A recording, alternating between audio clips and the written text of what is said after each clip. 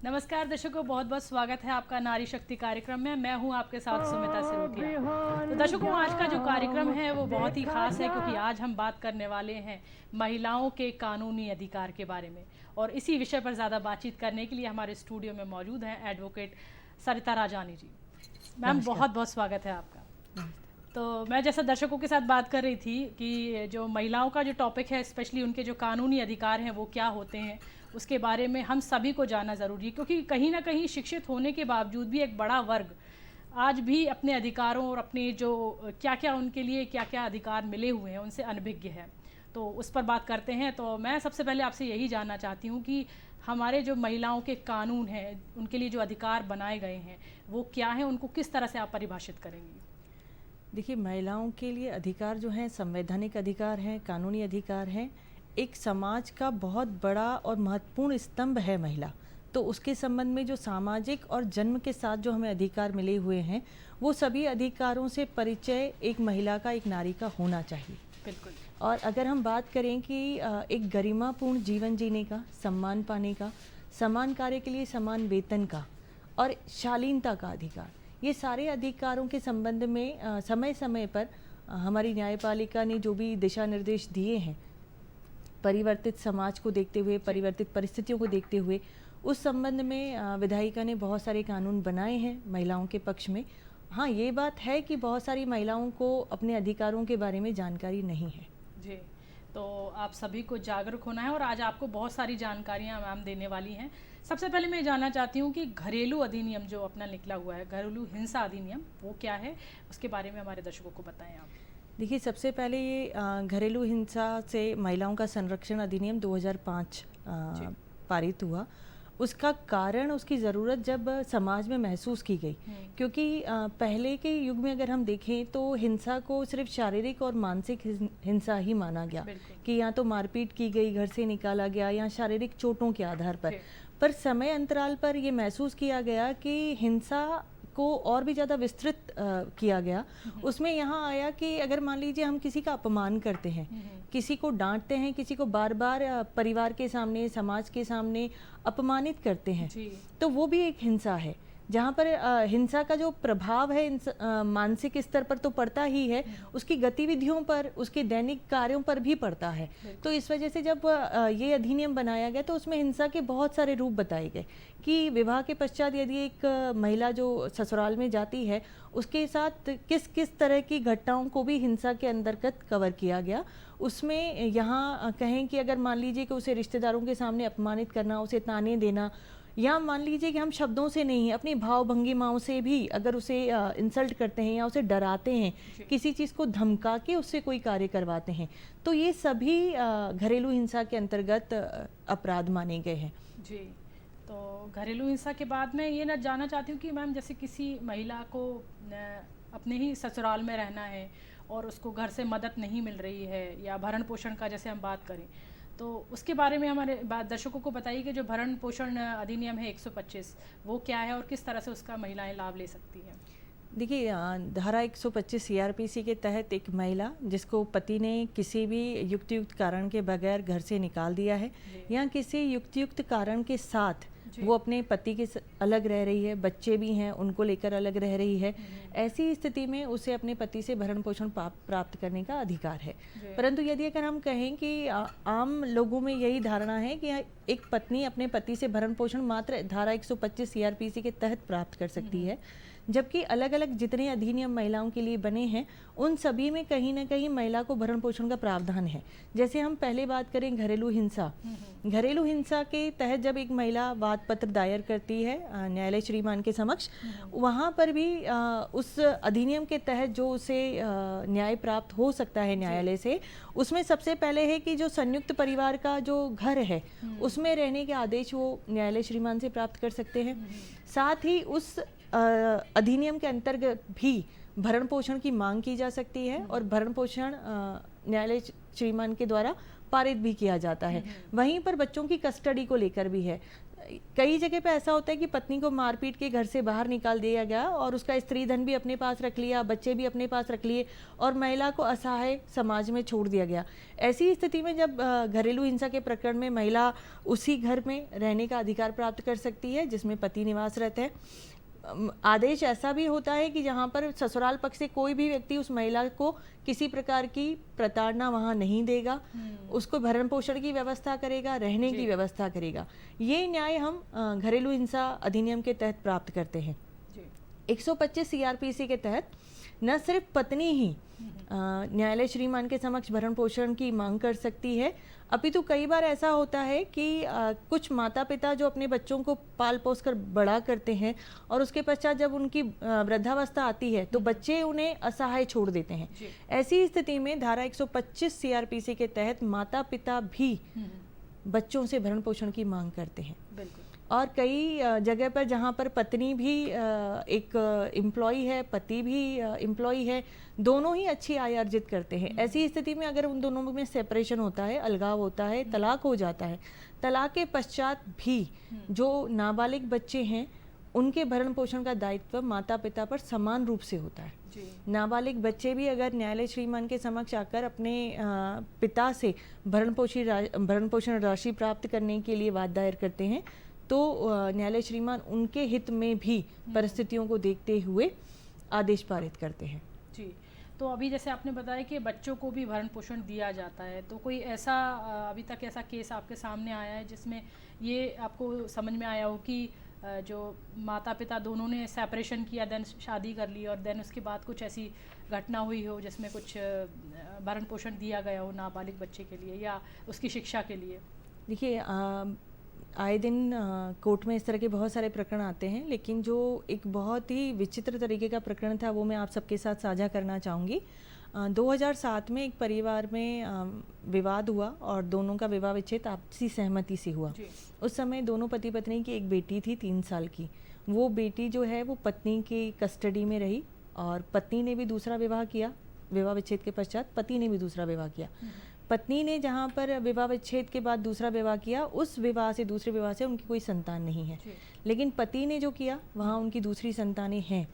अब यहाँ पर जो पत्नी का दूसरा विवाह था वो भी असफल रहा और भरण पोषण के लिए और बच्चे की शिक्षा दीक्षा के लिए वो महिला बहुत परेशान हुई।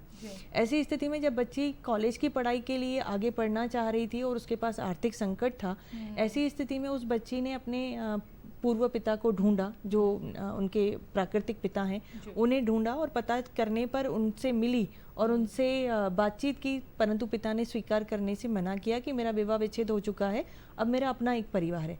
फिर मजबूरन उसने भरण पोषण का वाद न्यायालय में दायर किया और उसमें नोटिस तामील होने के पश्चात वो पिता और बेटी हमारे समक्ष उपस्थित हुए। तो परामर्श के दौरान जो भी चर्चा हमारी उनसे हुई तो अधिकार है ऐसे बच्चों को भी जो विवाह विच्छेद में अलग हो गए, बहुत सालों के पश्चात भी पिता से अधिकार रखते हैं भरण पोषण राशि प्राप्त करने का, यदि उन्हें आर्थिक संकट है। विपरीत परिस्थितियों में 18 वर्ष के बाद भी अगर ये होता है कि वो आजीवन अपंग हो जाते हैं या कहीं मानसिक रोगी हो जाते हैं, ऐसी अवस्था में आजीवन भरण पोषण का अधिकार वो अपने माता पिता से रखते हैं। और अगर वो स्वस्थ मस्तिष्क के हैं, स्वस्थ शरीर के हैं, तो नाबालिग होने की स्थिति में कोर्ट से भरण पोषण प्राप्त कर सकते हैं। इस प्रकरण में भी ऐसा ही हुआ कि पिता ने उसकी शिक्षा दीक्षा का और उसके विवाह का जिम्मेदारी को स्वीकार करते हुए प्रकरण में समझौता किया। जी, ये तो हमने बात की भरण पोषण की। अब अगर कोई महिला अपने पति की संपत्ति में से कुछ प्राप्त करना चाहती है तो किस तरह से वो ले सकती है? देखिए, पत्नी का और बेटियों का जो अधिकार है संपत्ति में, सबसे पहले हम बेटियों पर बात करें तो अभी जो अधिनियम में संशोधन हुए हैं, जो नए अधिनियम पारित हुए हैं, उसके अनुसार बेटियां, क्योंकि अब देखें कि बेटियों और बेटों की पढ़ाई पर, उनकी परवरिश पर समान रूप से खर्च भी होता है और समान शिक्षा दीक्षा उन्हें दी जा रही है। और कई परिवार में ऐसा भी है कि जहाँ बेटे हैं ही नहीं, सिर्फ बेटियां हैं। तो ऐसी स्थिति में अधिनियम ऐसे प्रावधान लेकर आए हैं कि जहाँ पर बेटियों का माता पिता की संपत्ति में समान अधिकार है, प्राप्त कर सकते हैं। और पति की संपत्ति में जहाँ तक बच्चों का है तो बच्चों के लिए भी संपत्ति में अधिकार है, पत्नी के लिए भी संपत्ति में अधिकार का प्रावधान है। और ऐसी स्थिति में अगर हम कहें कि एक नए संशोधन के अनुसार जो भी नई आया वृद्धों को देखते हुए कि कई बार ये होता है कि वृद्धावस्था में बेटी, दामाद या रिश्तेदार वृद्धों की संपत्ति तो प्राप्त कर लेते हैं परंतु उन्हें दयनीय स्थिति में छोड़ देते हैं। ऐसी स्थिति में कानून में एक नया संशोधन, एक नया अधिनियम पारित करके आया कि ऐसे माता पिता जिनकी संपत्ति कोई भी रिश्तेदार, बेटी, दामाद या उनका कोई रिश्तेदार प्राप्त करता है, हित या लाभ अर्जित करता है, तो ऐसे जो भी व्यक्ति हैं जो हित और लाभ अर्जित कर रहे हैं, प्राप्त कर रहे हैं, उन सबका दायित्व है उन वृद्ध दंपत्ति की भरण पोषण करना, उनकी देखरेख करना और उनकी मृत्यु के समय उन्हें सम्मानजनक अंतिम संस्कार का अधिकार देना। जी, बहुत ही अच्छी बात बताई आपने। आजकल जो बहुत कल्चर देखने में आया कि वृद्ध माता पिता को लोग अगर अर्निंग हो रही है, अच्छे सक्षम है, तब भी उन्हें वृद्धाश्रम में छोड़ देते हैं, तो उनके लिए कुछ कानून बनाया गया है? देखिए, कानून बहुत सारे हैं परंतु जब तक हम कानून की सहायता प्राप्त करने के लिए दरवाज़ा नहीं खटखटाएंगे तब तक हमें कोई सहायता प्राप्त नहीं होगी। ऐसी स्थिति में जहां माता पिता वृद्धाश्रम में रह रहे हैं, बहुत सारे माता पिता के साथ मैं भी वृद्धाश्रम में मिलने जाती हूं, परामर्श करती हूं उनका, और कई सारे परिवार ऐसे हैं कि जिनकी काउंसलिंग के बाद वो माता पिता को अपने घर लेकर गए हैं, परंतु जहां पर माता पिता अपने बच्चों के खिलाफ कोई कानूनी कार्रवाई करना ही नहीं चाहते, यहाँ माता पिता का जो भाव है, जो ममत्व है, वो सोचते हैं कि इतना जीवन बड़ा सम्मानजनक निकाल दिया हमने, अब अंत समय में कोर्ट कचहरी करके या अपने बच्चों को इतने अच्छे पोस्ट पर काम करते हैं, उन्हें अपमानित करके क्या मिलेगा। तो जब वो उनके खिलाफ कोई कानूनी कार्रवाई करना ही नहीं चाहते, कानून से कोई सहायता प्राप्त ही नहीं करना चाहते, तो ऐसी स्थिति में कानून स्वतः ही उनके लिए कुछ नहीं कर सकता। परंतु अगर वृद्ध दंपति जो वृद्धाश्रम में रह रहे हैं, चाहे वो पिता हैं, माँ हैं, अगर वो अपने अधिकारों का प्रयोग करते हैं और कानून से सहायता प्राप्त करना चाहते हैं, तो उनके बच्चों को उनको अपने साथ रखना पड़ेगा और एक सम्मानजनक जीवन देना पड़ेगा। जी, यानी कि अगर हम समाज में हर जगह से आगे बढ़ रहे हैं तो हमें अपनी सोच को भी बढ़ाना होगा कि अगर माँ बाप हमारे लिए कुछ कुछ चीज़ें प्रोवाइड करवाते हैं तो हमें उनके अंत समय में, यानी उम्र का जो एक आखिरी पड़ाव रहता है, उस समय हमें उनका साथ नहीं छोड़ना है। इस चीज़ का हम सबको ध्यान रखना चाहिए। अब मैं आगे आपसे जानना चाहती हूँ कि जैसे कि अभी कुछ ही दिन पहले एक मुस्लिम जो महिलाएं हैं उनके लिए भी रियायत दी गई है। जैसे पहले उनके यहाँ 3 तलाक का एक रिवाज था, उसको भी अब प्रतिबंधित किया। हाँ, तो उसके बारे में क्या कहना चाहेंगी आप? देखिए, महिलाओं को जो वर्गीकृत किया गया पूर्व समय में कि हिंदू महिला अलग है, मुस्लिम अलग है, या धर्म के अनुसार महिलाओं को वर्गीकृत किया गया, जो कि गलत है। महिला महिला ही है, उतनी ही भावनात्मक है, उतनी ही कमजोर भी है, उतनी ही सशक्त भी है। लेकिन अगर महिलाओं को हम सिर्फ धर्म के आधार पर वर्गीकृत करें और एक महिला को, जो कि जैसे हिंदू धर्म में है कि दूसरा विवाह पहली पत्नी को तलाक दिए बगैर या उससे उसकी मृत्यु के बगैर दूसरा विवाह अवैध है, तो वहीं मुस्लिम महिलाओं के लिए ये चीज़ जो थी 4 विवाह तक थी, 3 तलाक का प्रावधान था उसमें, तो वहाँ पर महिलाओं के साथ, उनके बच्चों के साथ अत्याचार था और सामाजिक रूप से अनैतिक भी था। तो वहाँ पर एक नया प्रावधान, एक नया अधिनियम लाकर ये कहा कि 3 तलाक अब अपराध है, 3 तलाक कहने वाले के खिलाफ कार्यवाही की जाएगी, जो कि बहुत अच्छा कानून है, उसका सभी ने स्वागत किया। और अब जाकर ये कह सकते हैं कि जो मुस्लिम महिला वर्ग भी है उन्हें भी समान अधिकार प्राप्त है। और यही इन्हीं अधिनियमों के तहत अगर 125 CRPC की हम बात करें तो इसके तहत सभी वर्ग की महिलाओं को, यहाँ कोई जाति बंधन नहीं है, सभी वर्ग की महिलाएं इसके अंतर्गत भरण पोषण के लिए अधिकारिणी हैं। और जो इनके लिए धर्मानुसार एक अलग अलग स्पेशल एक्ट बने हुए हैं, उसमें भी अलग अलग सेक्शंस के तहत इन सभी जो सुविधाएं हैं, जो न्यायिक प्रणालियां हैं, जो अनुतोष न्यायालय से प्राप्त करना है, उन सभी का प्रावधान है इसमें। वहाँ महिलाओं को कभी वर्गीकृत नहीं किया गया। बिल्कुल सही बात है, यानी कि सभी समुदाय की, सभी समाजों की जो महिलाएं हैं, सभी के लिए नियम एक ही है, एक ही नियम जो रखे गए हैं हमारी न्यायालय से, जो हमारे लिए रखे गए हैं। अब मैं ये जानना चाहूँगी कि जो गर्भपात की एक बहुत विशेष लोगों में भ्रांति है कि कभी भी जाके करवा सकते, तो उसमें महिला का मतलब सहमति होना कितना ज़रूरी है? देखिए, इसमें भी 2 तरह से अलग अलग उसका है पार्ट। अगर हम पहले पार्ट की बात करें तो विवाहित महिला है और विवाहित महिला के 3 बेटियां हैं और चौथा गर्भ धारण करने के समय उसको ये कहा गया कि लिंग परीक्षण करेंगे, अगर चौथी भी बेटी होगी तो गर्भपात होगा। सबसे पहले कानून आया कि लिंग परीक्षण कराना ही, भ्रूण परीक्षण कराना ही अपराध है। जी। तो उस अपराध का सख्ती से पालन हो भी रहा है जी। इस कारण से हम कहें कि वो हमारे समाज में हमें दिखता भी है कि कई घरों में 4-4, 5-5 बेटियां हैं, कई में 2 बेटियां हैं, वहाँ बेटा नहीं है। तो भ्रूण परीक्षण का जो ये कानून आया ये बहुत सशक्त है और इसका स्वागत भी किया गया और उसी के कारण है कि आज बेटियां जन्म ले पा रही हैं। जी बिल्कुल, बेटियां जन्म लेने का कारण भी यही है। अन्यथा पहले के ज़माने में गर्भपात कराया जाता था। ऐसी स्थिति में यदि मानिए कि महिला पत्नी चौथा या पहला गर्भ धारण कर रही है और अगर उसका भ्रूण परीक्षण कराया जाता है या भ्रूण परीक्षण के अन्यथा भी किसी कारणवश पति और ससुराल पक्ष के द्वारा दबाव दिया जाता है गर्भपात कराने के लिए, तो जब तक महिला की सहमति नहीं है गर्भपात नहीं करवाया जा सकता। और यदि जबरदस्ती कोई दवाइयाँ या कुछ ऐसी इंजेक्शन देकर गर्भपात करवाया जाता है तो महिला उसके खिलाफ कानूनी कार्यवाही कर सकती है। आप थाने में एफआईआर कर सकते हैं और न्यायालय में ऐसी प्रक्रिया के दौरान उन सभी को दंडित करवा सकते हैं। इसमें कई बार ऐसा भी रहा है कि महिला को बहुत बहला फुसला कर गर्भपात करवा दिया जाता है कि अभी आर्थिक स्थिति ठीक नहीं है। अभी हमारे सामने लगभग कुछ इस तरह के प्रकरण आए हैं जिसमें महिला को ये कहा गया कि क्योंकि अभी आर्थिक स्थिति ठीक नहीं है, मैं सेटल होना चाहता हूँ, तो उसके पश्चात हम बेबी प्लान करेंगे, इस तरीके से। तो गर्भपात 1 बार 2 बार और तीसरी बार में ये स्थिति आई कि उनके खिलाफ कानूनी कार्रवाई प्रारंभ हुई और महिला के एक तरीके से जो महिला का शारीरिक एक सक्षमता है वो भी कहीं ना कहीं ख़त्म होती है। तो उसने कहा कि अब मैं इसके साथ खिलवाड़ नहीं होने दूंगी और उसने पति और ससुराल पक्ष के खिलाफ कार्रवाई की है। जी, तो महिलाओं का कहीं ना कहीं अपने अधिकारों के प्रति जागरूक होना बेहद ज़रूरी है। चाहे आप शिक्षित हों या ना हो, लेकिन अपने अधिकारों के बारे में आपको जानकारी हो, जागरूक होना बेहद ज़रूरी है। जैसे कि मैम हम अभी बात कर रहे हैं महिलाओं के अधिकारों के बारे में, तो मुझे अब ये जानना है कि अगर कोई महिला हो घर में ही हिंसा के साथ साथ कोई उसके साथ यौन शोषण हो रहा है तो उसके लिए वो क्या करे? इसमें भी नए प्रावधान के अनुसार यदि पति है, पति पत्नी का एक सामाजिक अधिकार है, एक वैधानिक अधिकार है कि पति पत्नी के साथ सहवास कर सकता है।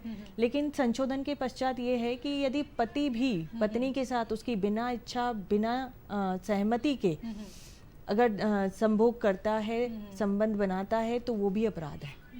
ऐसी स्थिति में यदि परिवार का कोई अन्य सदस्य है या कोई मित्रगण है, अगर कोई यौन शोषण किसी महिला के साथ परिवार में होता है, किसी परिवार के सदस्य के द्वारा या किसी अन्य व्यक्ति के द्वारा, तो उसके खिलाफ भी सख्त प्रावधान बनाए गए हैं। परंतु जब तक महिला उसके खिलाफ कार्रवाई नहीं करना चाहेगी तब तक इसमें भी आपको अनुतोष प्राप्त नहीं हो सकता। मतलब अगर आपके साथ भी ऐसी कुछ समस्या आ रही है और कोई आपके साथ, कोई ज़रूरी नहीं है कि कोई आपके साथ गलत कर रहा है, कुछ गलत नियत रख रहा है, कुछ गलत नज़र आपके ऊपर रखता है, तो उसके खिलाफ आपको आवाज़ आपको ही उठानी पड़ेगी।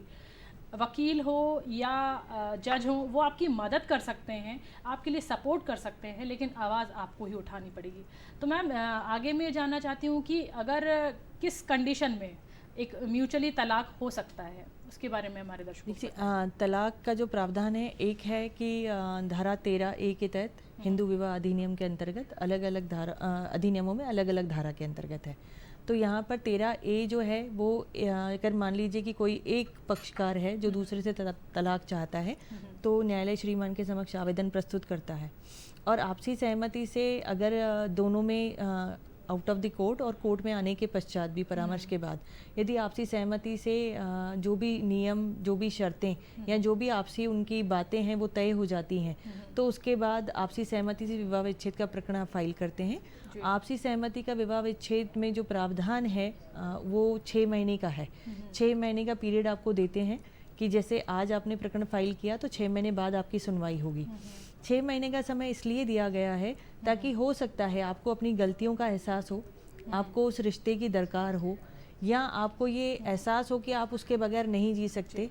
तो ये जो 6 महीने का पीरियड दिया गया है, समय दिया गया है, समय अंतराल, इसके बीच में बहुत सारे रिश्ते जुड़ जाते हैं। जी बिल्कुल सही बात बताई मैम ने। और मैम जाते जाते हमारे दर्शकों को ये संदेश देना चाहेंगी आप छोटा सा?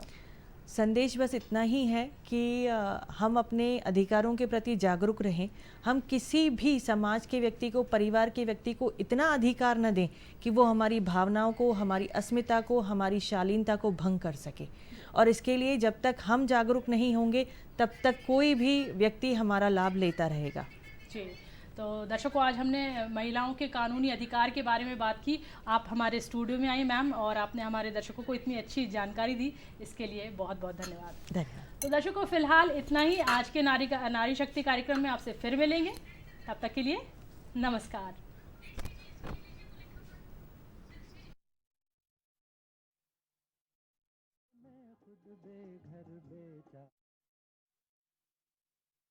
प्यार करूं कि तू एक बादल आवारा।